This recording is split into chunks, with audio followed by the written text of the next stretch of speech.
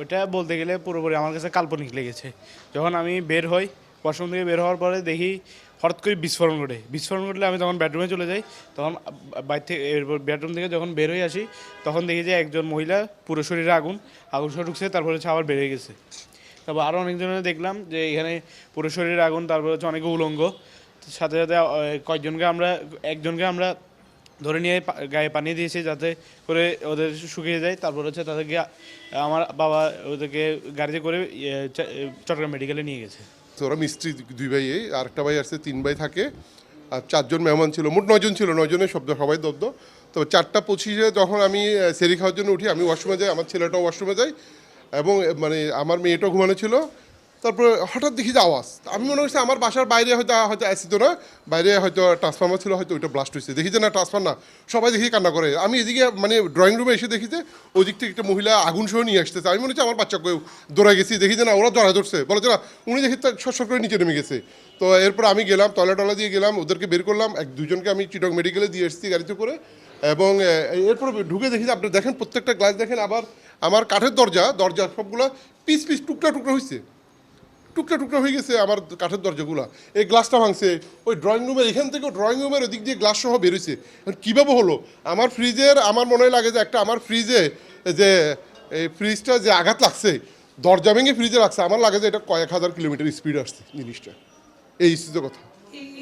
নাহলে লোহা এইভাবে লোহা ঢুকার কথা তো না। লোহা কীভাবে ঢুকতেছে? এইভাবে তো লোহা ঢুকার কথা না। ট্যাপ হয়ে গেছে লোহাটা, তাহলে কত স্পিড ছিল এটার? এই ফুটানো এটা।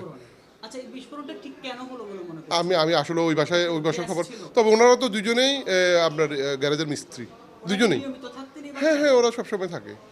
হ্যাঁ, থাকে, ওদের গ্যারেজ আছে এখানে রাস্তার পাশে। এই কিন্তু কি হলো? সাখাওয়াত সাহেবের ওয়াইফ উনিও থাকতেন। আমি আসলে আমার বাসায় থাকি, কিন্তু মহিলা, আমার ওয়াইফের সাথে ওদের সাথে যোগাযোগ আছে, হয়তো আসা যাওয়া আছে, মহিলারা আসা যাওয়া। কিন্তু ওনাদেরকে আমরা চিনি, কারণ ওনারা গাড়ির কাজ করে, আমার গাড়ির কাজও ওনাদের গ্যারেজে করায়।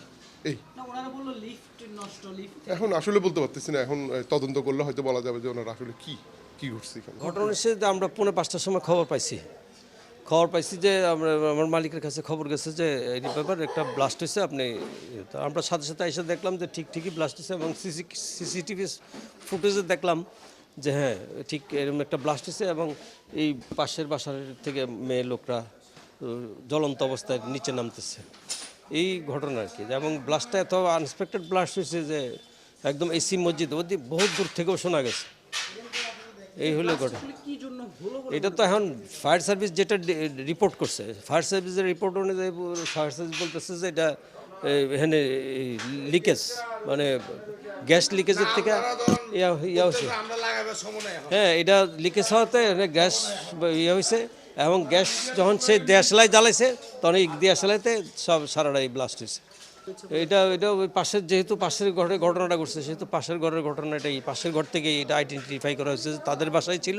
হয়তো তারা মানে ইয়ে করে নাই, মানে এটা খোলা ছিল, হয়তো টের পায় নাই, বা এটা ডিম অবস্থায় ছিল, আগুন নিভে গেছে, এইরকম হইতে পারে একটা। ফায়ার ডিপার্টমেন্ট আসছে, ওরা দেখছে, ফায়ার ডিপার্টমেন্ট স্টেটমেন্ট দিছে, এই যে ঘরের যে চুলা আছে, চুলাটা নিবে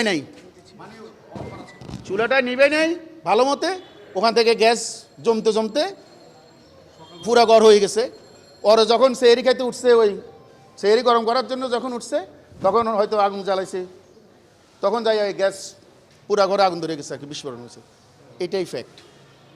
ফায়ার ডিপার্টমেন্ট আসছে, এটা ওরাও একই স্টেটমেন্ট দিয়েছে। ফায়ার চিফ, আপনি আগ্রাবাদ ফায়ার ডিপার্টমেন্টে গেলে উনিও আপনাকে আমার থেকে ভালো উত্তর দিতে পারবে। ঢাকা থেকে আসছি, আমি শুনতে পারি যে এখানে গ্যাসের বিস্ফোরণের কারণে আগুনে খুব দগ্ধ হয়েছে, অনেকে খুবই আহত হয়েছে একটুকু। তো এটা অনেকেই আসলে খুবই একটা দুঃখজনক ঘটনা। যারা এই ধরনের ঘটনা ঘটছে এগুলো তদন্ত করে তাদেরকেও কিছু বলা দরকার, এইভাবে যাতে অসচেতনমূলক কাজকর্ম থেকে যাতে তারা দূরে থাকে।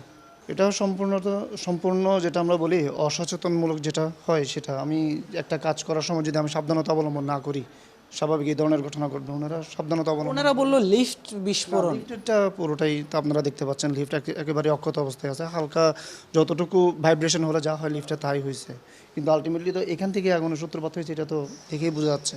সমস্ত কিছু যে অবস্থা হয়ে আছে একেবারে আমি দেখতে আসছি এখন যে মর্মাহত দৃশ্য দেখলাম, খুব আসলে কষ্টকর। আল্লাহর অশেষ কৃপা দেখে সবাই বেঁচে আছে, এই জন্য আল্লাহর কাছে লাখ কোটি শুক্রিয়া।